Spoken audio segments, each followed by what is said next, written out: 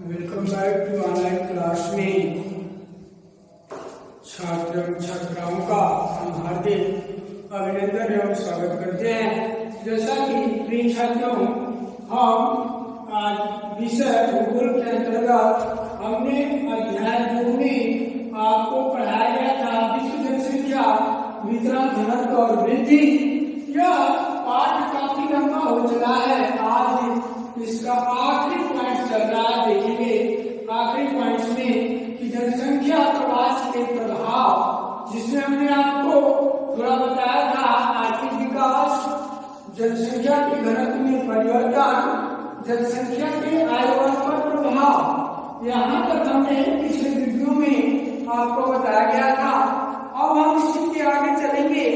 जैसा कि तीसरा की जनसंख्या के आयु वर्ग में प्रभाव, तो जनसंख्या के आयु वर्ग में क्या प्रभाव पड़ता है। जैसा कि माना जाता है कि जहां से जनसंख्या का स्थानांतरण होता है और सामान्यतः नवयुवक जो ग्रामीण क्षेत्रों से अधिकांशतः नवयुवक हैं, वे दूसरी जगह जो है रोजमर्रा या अपने भरण पोषण के लिए या परिवार के पालन पोषण के लिए दूसरी जगह प्रवास करते हैं। और जो ही वह अपने एक स्थान से छोड़कर दूसरे स्थान पर जाते हैं, तो उस क्षेत्र में जहां से प्रवास करते हैं, कहने का तात्पर्य अपने ग्रामीण क्षेत्र को छोड़ते हैं, तो वहां जनसंख्या का घनत्व कम होता है और जहां पर जाकर ये बसते हैं उस क्षेत्र का जो जनसंख्या घनत्व है वह बढ़ जाता है।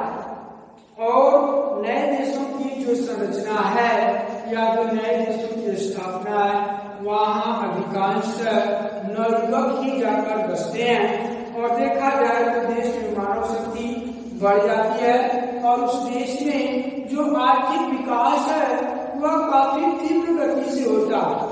और उसके साथ साथ देखें तो इसके उदाहरण है जैसे यूएसए है, कनाडा है, ऑस्ट्रेलिया, न्यूजीलैंड, साउथ अफ्रीका, इन सब देशों में देखा जाए तो विकास का जो प्रधान कारण यही है कि इन सब देशों में दूसरे देशों से नवयुवक जाकर के बसे हैं और इन देशों का आर्थिक विकास काफी तीव्र गति से हुआ है। और इसके अतिरिक्त देखा जाए तो कहीं आवासिक और कहीं प्रवासी जो जनसंख्या है वह पारस्परिक देखा जाए तो उद्योग धंधे और व्यापार के माध्यम से देखा जाए तो उन क्षेत्रों में आर्थिक विकास काफी तीव्र गति से होता है। इसी के अंतर्गत कभी कभी आता है कि जनसंख्या गांव से और गांव से नगर और नगर से नगर तक देखा जाए, फिर नगर से गांव की ओर जनसंख्या का स्थानांतरण होता रहता है। और एक ही व्यक्ति प्रवासी और मूल प्रवासी दोनों प्रकार से हो सकता है, ऐसा माना जाता है। तो यहाँ बात आती है आप्रवास की। आप्रवास और इसी में एक आता है उत्प्रवास। दोनों को समझ लें। आप्रवास में क्या है? आप्रवास में जो बातें आती हैं कि प्रवासी जो एक नए स्थान पर जाते हैं और अप्रवासी कहलाते। कहने का तात्पर्य कि जो भी व्यक्ति अपने ग्रामीण क्षेत्र को या एक शहर को छोड़कर किसी दूसरे शहर में या किसी दूसरे देश में जाकर बसता है तो उसे हम आप्रवास कहते हैं। आप्रवास का तात्पर्य आप मतलब आना, अपने क्षेत्र को छोड़कर जो ही हम किसी दूसरे स्थान पर जाकर प्रवास करते हैं उसे कहते हैं आप्रवास। ये है आप्रवास। उसके बाद उत्प्रवास देखिए, दूसरा जो है उत्प्रवास।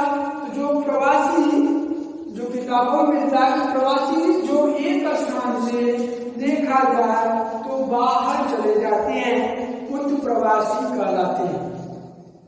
उत्प्रवासी का तात्पर्य यहाँ पर हम देखेंगे कि अक्सर जो लोग एक देश को छोड़कर दूसरे देशों में जाकर बसते हैं उन्हें हम उत्त प्रवास कहेंगे। और आप्रवास में मतलब अपने ही देश में अगर हम एक राज्य या एक जिले को छोड़कर अन्यत्र किसी दूसरे जिले या दूसरे राज्य में जाकर बसते हैं तो उसे हम आप्रवास करते हैं। उत्प्रवास का तात्पर्य है कि जब हम अपने देश को छोड़कर अन्यत्र किसी दूसरे देश में प्रवास के लिए चले जाते हैं तो वह प्रतिक्रिया उत्प्रवास कहलाती है। इट इज क्लियर, आप्रवास और उत्प्रवास। इसके बाद पॉइंट्स आते हैं जनसंख्या प्रवास के प्रतिकर्ष कारक। जनसंख्या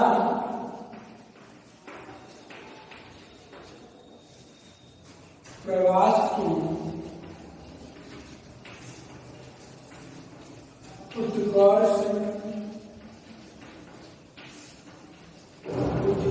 कारक।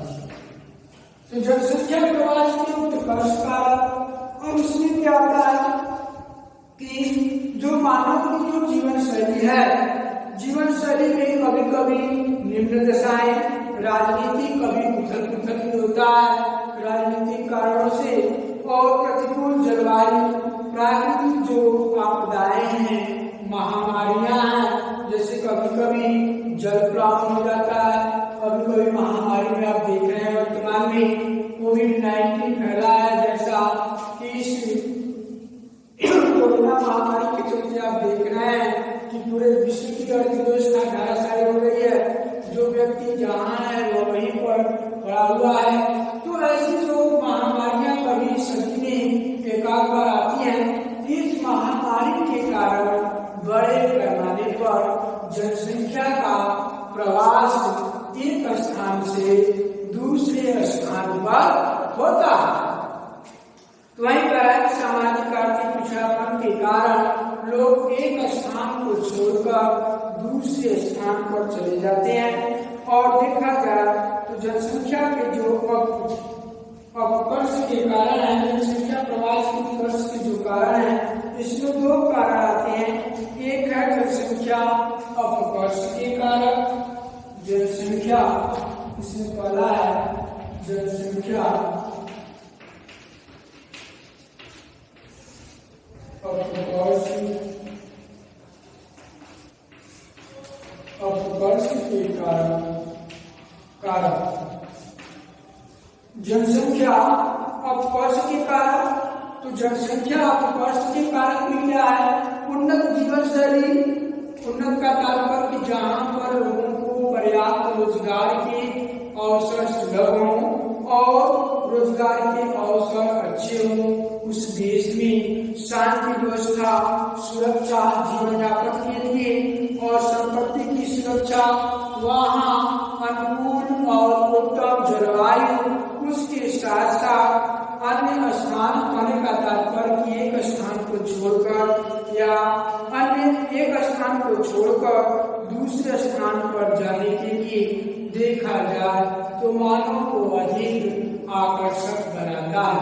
कहने का तात्पर्य कि जो जनसंख्या अपकर्ष के कारक हैं, इस कारकों में बड़े पैमाने पर कहा जाता है कि जहाँ उन्नत जीवन शैली हो, उसके साथ साथ जो है रोजगार के अच्छे अवसर हो, शांति हो, सुरक्षा हो, जीवन और संपत्ति की सुरक्षा हो, लोगों को उस शहर में या उस देश में रहने के लिए पर्याप्त सुविधाएं और लोगों को स्वतंत्रता के साथ साथ देखा जाए तो उस देश में मानव के अनुकूल जलवायु, ये सब जो दशाएं जहाँ पर पाई जाती हैं वह जनसंख्या की अपकर्ष मतलब जनसंख्या के उत्कर्ष के लिए उस क्षेत्र में जनसंख्या काफी तेजी से बढ़ती है। ये जनसंख्या के अपकर्ष के कारकों में यही कारक आते हैं कि जहाँ पर उन्नत जीवन शैली हो, रोजगार के अच्छे अवसर सुलभ हो और शांति हो, सुरक्षा हो, उसके साथ साथ संपत्ति की सुरक्षा और अनुकूल जलवायु। अनुकूल जलवायु का तात्पर्य उस देश में मानव के रहने की अनुकूल जलवायु पाई जाती है। जैसा कि आप देखते हैं एशिया महाद्वीप में जनसंख्या अधिक है, क्योंकि यहाँ एशिया महाद्वीप में बड़े पैमाने पर मानव के रहने के अनुकूल जो दशाएं हैं, अनुकूल जो जलवायु है, उस जलवायु के कारण एशिया महाद्वीप में अधिक जनसंख्या निवास करती है।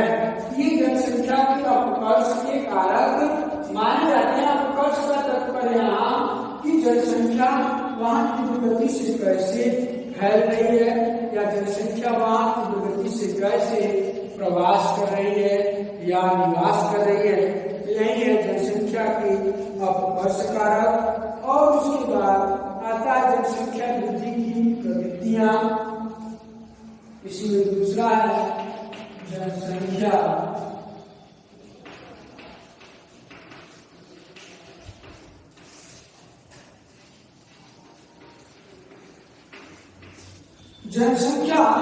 वृद्धि की प्रवृत्तियां। प्रवृत्ति का तात्पर्य होता है जनसंख्या वृद्धि की प्रवृत्तियां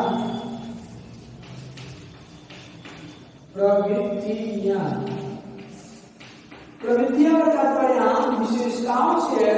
कहने का तात्पर्य कि जनसंख्या वृद्धि के क्षेत्रों में तीव्र गति से फैलती है, जनसंख्या वृद्धि की क्या विशेषताएं हैं, तो उसके बारे में देखिए।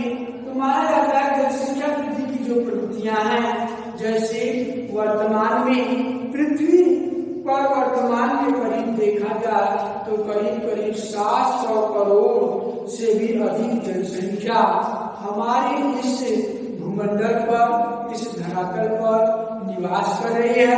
उसके साथ साथ देखा जाए यह जनसंख्या को आकार पाने के कहने का तात्पर्य कि ये जो 700 करोड़ की जो जनसंख्या है, इस जनसंख्या को यहाँ तक आने में या जनसंख्या को बढ़ने में काफी लंबा समय लगा है, करोड़ों वर्ष लगे हैं। और प्रारंभिक जनसंख्या क्या था, जनसंख्या धीरे धीरे बढ़ रही थी, जबकि इधर विगत का तात्पर्य इधर की आज से करीब 100 वर्ष पहले देखा जाए तो आज से करीब 100 वर्ष के बाद जो जैसे आप देख रहे हैं 2020 चल रहा है, तो 2019 के बाद 19वीं से 20वीं जोड़ेंगे 100 वर्ष। इन 100 वर्षों में जनसंख्या में बड़े पैमाने पर वृद्धि हुई है, या कहें कि आशा से अधिक तीव्र गति से जनसंख्या वृद्धि हुई, या कहें कि 100 वर्षों में देखा जाए तो पूरे विश्व में जनसंख्या काफी तीव्र गति से बढ़ी है, जो पूरे विश्व में जनसंख्या के रूप में या कहें जनसंख्या एक बड़ी समस्या उत्पन्न कर रही है। पूरे विश्व के सामने जो जनसंख्या बढ़ रही है, तो इस जनसंख्या वृद्धि से समस्याएं उत्पन्न हो गई हैं। और देखा जाए तो बड़े पैमाने पर जो हमारे देश में या एशिया महाद्वीप में, इसके साथ साथ बाकी के जो 6 और महाद्वीप हैं, इन सभी महाद्वीपों में तीव्र गति से जनसंख्या में वृद्धि दर्ज की गई है। तो आज के इस क्लास में इतना, और आज का आखिरी पॉइंट बचा है। आखिरी पॉइंट को हम पढ़ाने जा रहे हैं। आज इस चैप्टर को समाप्त करना है, जनसंख्या नियंत्रण के उपाय। आखिरी पॉइंट, ये पॉइंट काफी महत्वपूर्ण है कि जनसंख्या नियंत्रण के उपाय।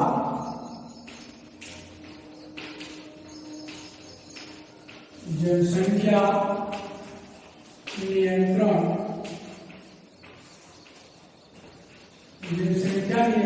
के उपाय।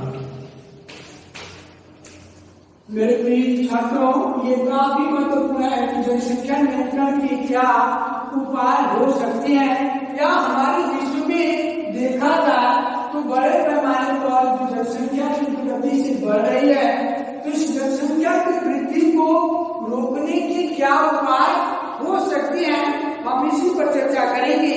तो थोड़ी सी इसकी भूमिका देखने वाले कि जनसंख्या नियंत्रण के जो उपाय हैं, कहा जा रहा है या कहावत है कि जनसंख्या का विस्फोट जो है अणु बम के विस्फोट से भी घातक होता है।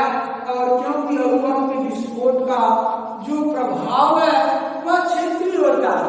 अणु बम विस्फोट होगा तो उसका जो प्रभाव है एक क्षेत्र को होगा या एक राज्य के अंतर्गत होगा या 2-4-10 जिले प्रभावित होंगे, लेकिन जो विश्व जनसंख्या है, पूरे विश्व में जो जनसंख्या विस्फोट हो रहा है, जनसंख्या कितनी गति से बढ़ रही है, इस जनसंख्या कितनी गति या जनसंख्या के विस्फोट से देखा जाए तो पूरा देश जो है प्रभावित होता है, पूरा देश प्रभावित होता है। और उसके साथ साथ पूरे विश्व के सामने जनसंख्या वृद्धि की जो समस्याएं हैं वे बड़े पैमाने पर पूरा विश्व इससे प्रभावित है। तो आज हम देखेंगे जनसंख्या नियंत्रण के उपाय। तो जनसंख्या नियंत्रण के उपायों को माना जाता है कि अगर हम देखें तो जनसंख्या नियंत्रण वर्तमान में पूरे विश्व की आवश्यकता है। अगर पूरे विश्व में जनसंख्या को नियंत्रित नहीं किया गया तो आने वाले समय में देखा जाए तो बड़े पैमाने पर जो है खाद्यान्न की भी समस्या उत्पन्न हो सकती है। खाद्यान्न की है, रहने की है, आवास की है, पीने के लिए जल संकट हो सकता है। कई ऐसी समस्याएं हैं, जनसंख्या के तीव्र वृद्धि से अनेक समस्याएं उत्पन्न हो सकती हैं। तो आज हम इसमें देखेंगे जनसंख्या नियंत्रण के उपाय। तो उस जनसंख्या को हम किस प्रकार नियंत्रित कर सकते हैं। तो वर्तमान में विश्व की यह आवश्यकता नहीं, अनिवार्यता बन गई है। क्या अनिवार्यता बनी है? जनसंख्या के नियंत्रण के उपाय क्या हो सकते हैं। तो उपायों को हम आज यहाँ चर्चा करने जा रहे हैं। या जो जनसंख्या नियंत्रण के उपाय हैं वे निम्न है। पहला, नंबर 1, पूरे विश्व को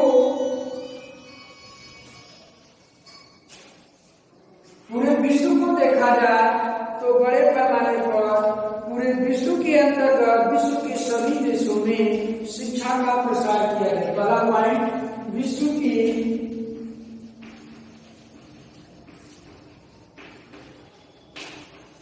देशों में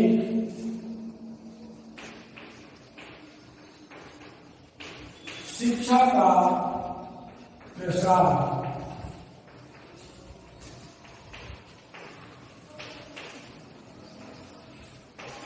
ठीक, विश्व के देशों में शिक्षा का प्रसार किया जाए, ये पहला पॉइंट है।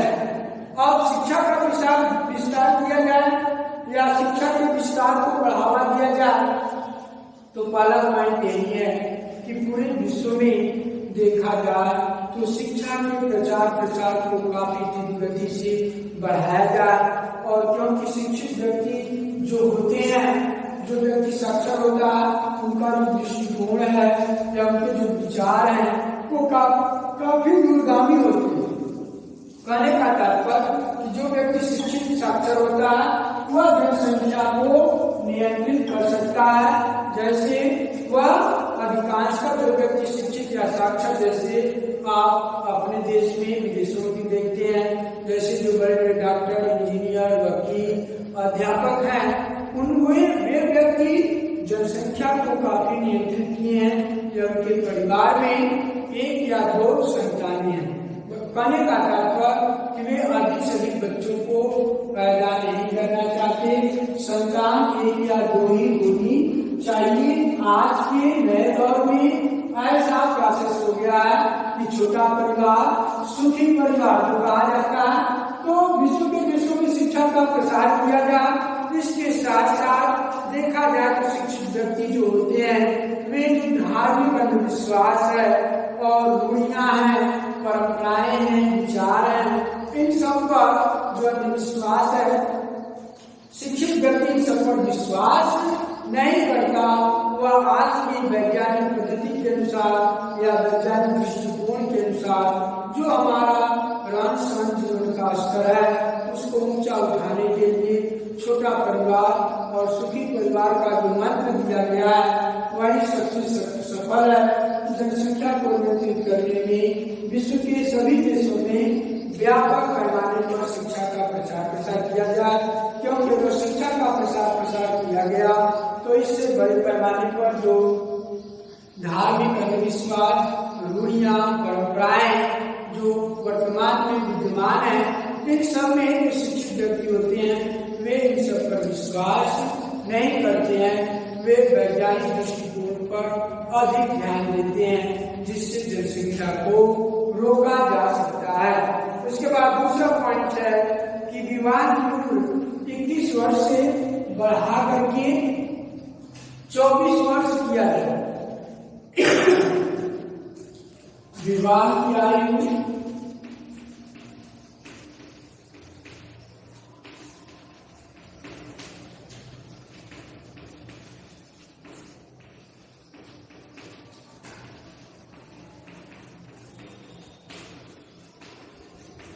विवाह की आयु 21 वर्ष के स्थान पर 24 वर्ष होनी चाहिए।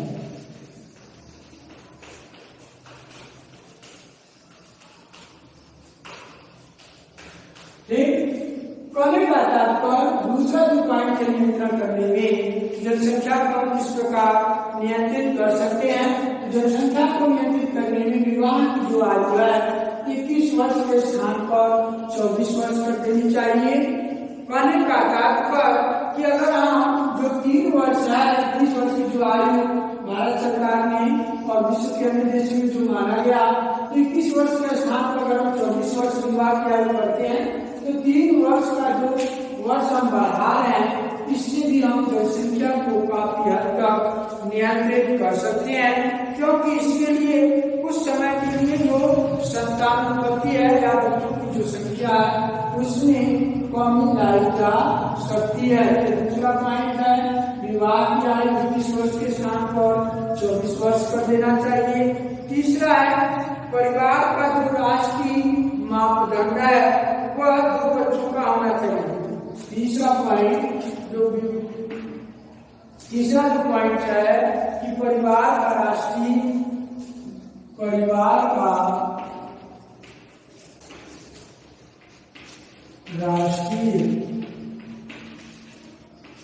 मापदंड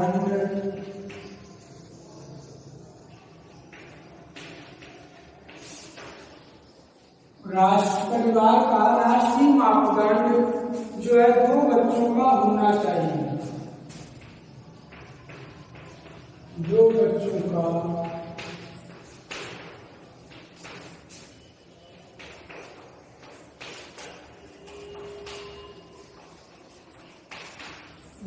का होना चाहिए। परिवार का जो राष्ट्रीय मापदंड है 2 बच्चों का होना चाहिए। जैसा मैंने पहले बताया कि छोटा परिवार सुखी परिवार, तो अगर हर एक देखा जाए विवाह की जो आयु है उसको बढ़ा दें, उसके बाद सरकार की ओर से जो राष्ट्रीय मापदंड है कि हर एक युवा दंपति को 2 बच्चे ही पैदा करने चाहिए। 2 बच्चे अगर होंगे तो छोटा परिवार होगा, 2 से अधिक नहीं। लेकिन हमारे यहाँ जो भारतीय रीति रिवाज, परंपराएं, अंधविश्वास और जो रूढ़ियां हैं कि हर एक कहते हैं कि लाठी जिसकी लाठी उसकी बहन, पुराने प्राचीन काल की जो कहावत थी जिसकी लाठी उसकी बहन, यहाँ पर वो चरितार्थ नहीं करना चाहिए। आज के वर्तमान समय में प्राचीन काल की परंपराओं को छोड़कर राष्ट्रीय जो मापदंड है कि युवा परिवार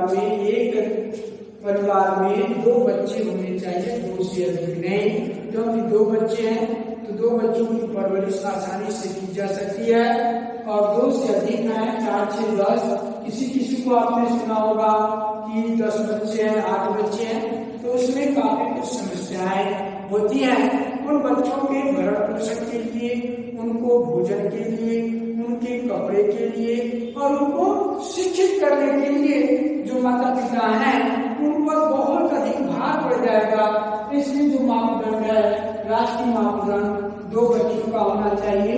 तो 2 बच्चे हैं तो छोटा परिवार, सुखी परिवार, वह परिवार आसानी से विकास के पथ पर आगे बढ़ सकता है और जनसंख्या को भी नियंत्रित किया जा सकता है। चौथा है देश की कृषि और औद्योगिक जो इकाइयां हैं उसमें वृद्धि करनी चाहिए।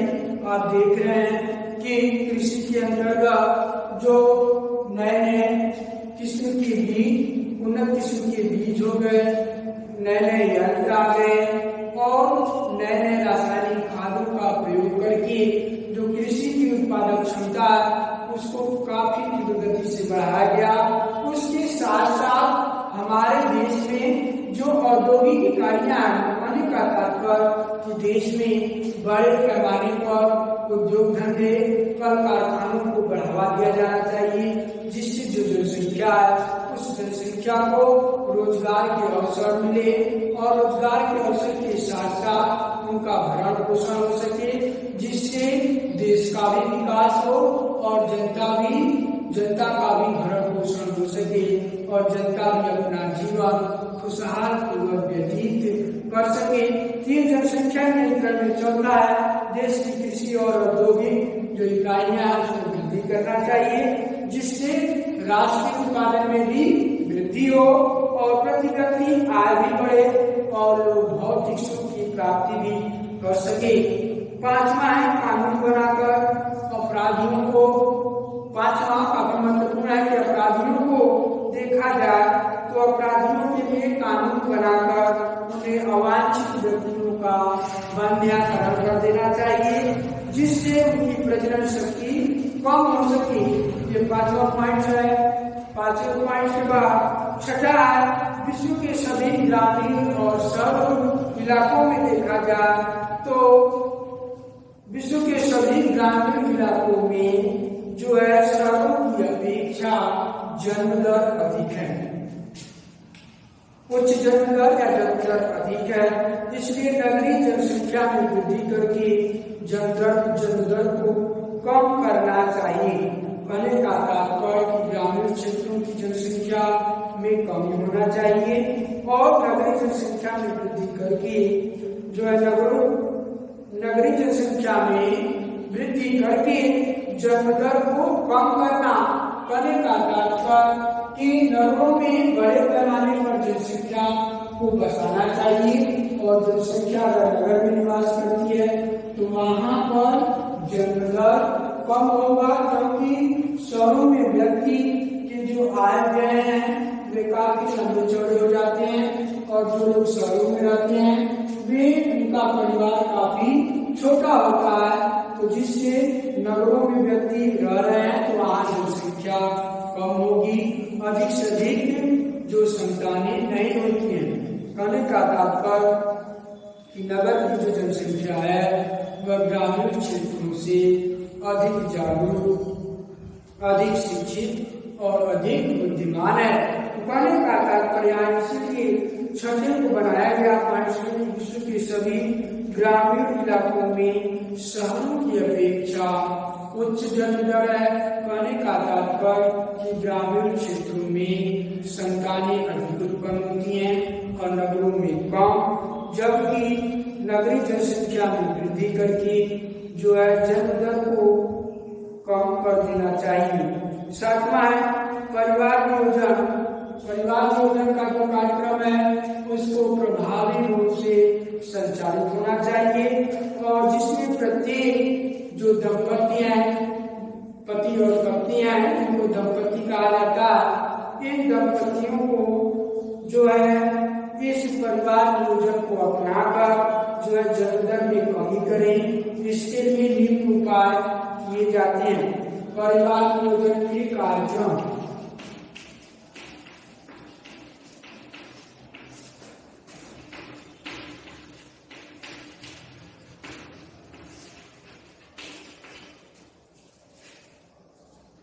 परिवार नियोजन के कार्यक्रम परिवार नियोजन के जो कार्यक्रम उसमें पहला देखने का आवेदन व्यक्तियों को दवाइयों का निःशुल्क वितरण किया जाना चाहिए। जो निर्धन व्यक्ति हैं, निर्धन का तात्पर्य जो गरीब व्यक्ति हैं, उनको बड़े पैमाने पर कम दवाइयाँ निःशुल्क होनी चाहिए। जैसा कि भारत सरकार ने आपने देखा होगा कि जो सरकारी अस्पताल होते हैं वहाँ 1 रुपए या 2 रुपए की पूंजी कटा के जो है ग्रामीण क्षेत्रों में और शहरों में आम जनता को दवाइयाँ दी जाती हैं। तो ये जो विचार है जनसंख्या को हम किस प्रकार नियंत्रित कर सकते हैं, तो परिवार नियोजन के कार्यक्रम के अंतर्गत पहला कि जो निर्धन व्यक्ति हैं, जो गरीब व्यक्ति हैं, जो निर्धनता या कहें कि बड़े पैमाने पर जो गरीबी रेखा के नीचे जीवन यापन कर रहे हैं, ऐसे व्यक्तियों को दवा निःशुल्क वितरित होनी चाहिए। और दूसरा है प्रभावोत्पादक और विश्वासजनक, प्रभावोत्पादक मतलब जिस प्रभावोत्पादक और विश्वासजनक जो गर्भ निरोधक दवा है, जिसमें आप देखते हैं मालानी गर्भ निरोधक दवा के रूप में काफी प्रचार प्रसारित किया गया। जो गर्भ निरोधक दवा है और उपकरण है, इनको अधिक मात्रा में निर्माण करना चाहिए और आम जनता को शिक्षित करना चाहिए, जिससे सभी लोग परिवार नियोजन के कार्यक्रमों को अपनाकर जनसंख्या को नियंत्रित करें। तीसरा है विज्ञापन, परिवार नियोजन को हम किस प्रकार प्रचारित और प्रसारित कर सकते हैं। तो इसके लिए तीसरा पॉइंट इसमें आता है कि विज्ञापन, जो फिल्में आती हैं, जो चित्र है, पुस्तिकाएं हैं, छोटे बड़े जो पोस्टर लगाए जाते हैं, इन सब के माध्यम से हमें आम जनता में खास तौर से ग्रामीण क्षेत्रों में और नगरीय क्षेत्रों में इसका व्यापक स्तर पर प्रचार प्रसार करना चाहिए, जिससे सभी लोगों को परिवार नियोजन के बारे में जो सरकार की योजनाएं हैं सभी आम जनता तक आसानी के साथ पहुंच सके और सभी लोग परिवार नियोजन के कार्यक्रमों को अपना सके, जिससे जनसंख्या को नियंत्रित किया जा सके। पांचवा, यौन संबंधी शिक्षा युवाओं के पाठ्यक्रम में शामिल करना। कहने का तात्पर्य की जो यौन शिक्षा है, इस यौन शिक्षा को युवा वर्ग के कार्यक्रम, युवा वर्ग की जो शिक्षा है, खास तौर से ग्रेजुएशन स्तर पे, उनमें जो है इसको शामिल पाठ्यक्रमों में हमें शामिल करना चाहिए। खास तौर से ग्रेजुएशन स्तर या कभी कभी माना जाता है कि इंटर की भी कक्षाओं में इसे लागू करना चाहिए। इंटर की कक्षाओं से लागू करना चाहिए। यौन संबंधी जो शिक्षा है वो हर एक युवा को मालूम होना चाहिए। पांचवा, जनसंख्या शिक्षा द्वारा संतति निरोध और सीमित परिवार के लाभ बताए जाए, जिससे लोगों के अंदर एक जागरूकता बने कि कम से कम जो जनसंख्या है या जो छोटा परिवार है, छोटे परिवार का किस प्रकार विकास हो सकता है। या कहीं जनसंख्या शिक्षा द्वारा संतति निरोध मतलब संतान कम से कम उत्पन्न हो और परिवार सीमित परिवार के लाभ बताए जाए, छोटे परिवार से क्या क्या लाभ होता है उसके गुण आम जनता को बताया जाए। छठा पॉइंट है विश्व स्तर पर प्रदर्शनियां लगाकर छोटा परिवार सुखी परिवार, छोटा परिवार सुखी परिवार का आदर्श जो वाक्य है, इसको सभी जनमानस के पास पहुंचाया जाए या जनमानस तक पहुंचाया जाना चाहिए। मतलब सभी व्यक्ति ये जान लें कि छोटा परिवार सुखी परिवार, तो वह कम से कम बच्चा उत्पन्न करना चाहेंगे या कम से कम संतान उत्पन्न करना चाहेंगे। आखिरी पॉइंट है विकसित देशों के साथ संयुक्त राष्ट्र संघ को जनसंख्या नियंत्रण पर पहल करनी चाहिए। जो आखिरी पॉइंट इसमें है सातवां कि विकसित देशों के साथ साथ जो है संयुक्त राष्ट्र जो पूरे विश्व को नियंत्रित करने का जो कार्य जो संस्था है, उस संस्था को भी जनसंख्या नियंत्रण करने में अपनी भूमिका अदा करनी चाहिए।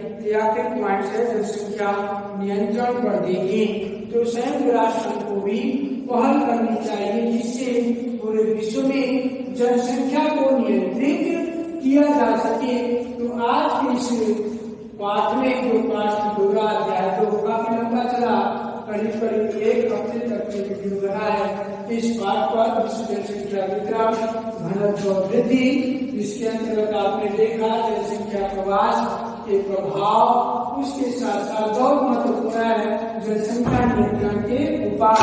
तो उसमें जो भी पॉइंट आपको बताए गए सभी काफी महत्वपूर्ण थे। इसी के साथ हम आज ये लेसन 2 समाप्त कर रहे हैं। नेक्स्ट वीडियो में आपको अगले अध्याय की ओर ले चलेंगे, अध्याय 3 की ओर। धन्यवाद।